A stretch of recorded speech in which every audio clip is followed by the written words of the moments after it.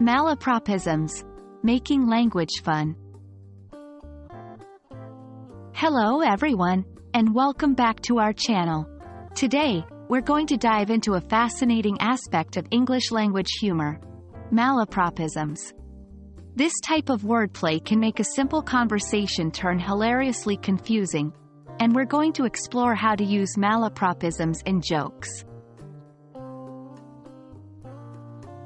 In its simplest form, a malapropism is the mistaken use of a word in place of a similar-sounding one, often with unintentionally amusing effect. It's named after the character Mrs. Malaprop from the 18th-century play, The Rivals, by Richard Sheridan. Mrs. Malaprop was known for her frequent slips of the tongue. For example, she once said, obstacle, when she meant pinnacle. Let's look at a few examples of malapropisms. 1. She's as headstrong as an allegory on the banks of the Nile.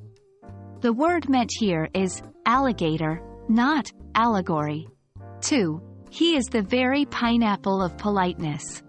Here, the speaker intended to say pinnacle, not pineapple.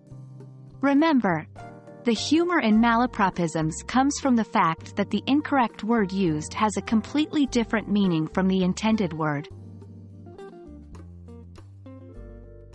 Now, let's see how we can use malapropisms in jokes.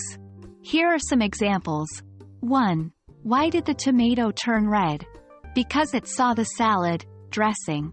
Here, the word dressing, which means putting on clothes, is used instead of dressing, a sauce for salads. 2. Why don't we give all the chairs away? They are always sitting around doing nothing. The word sitting, which we use for people, is humorously used for chairs. These jokes work because the malapropism creates a surprise twist in the punchline.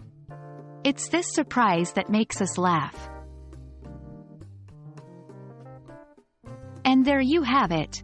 Malapropisms. They can make our conversations and stories more colorful and humorous. So the next time you come across a new word that sounds similar to another, consider how you might be able to use it as a malapropism. It might just be the punchline you need for your next joke. I hope this video has been both fun and enlightening for you. Remember, language is not only a tool for communication, it's also a playground. So, have fun playing with words. Thank you for joining us today. Until next time, keep exploring and keep learning.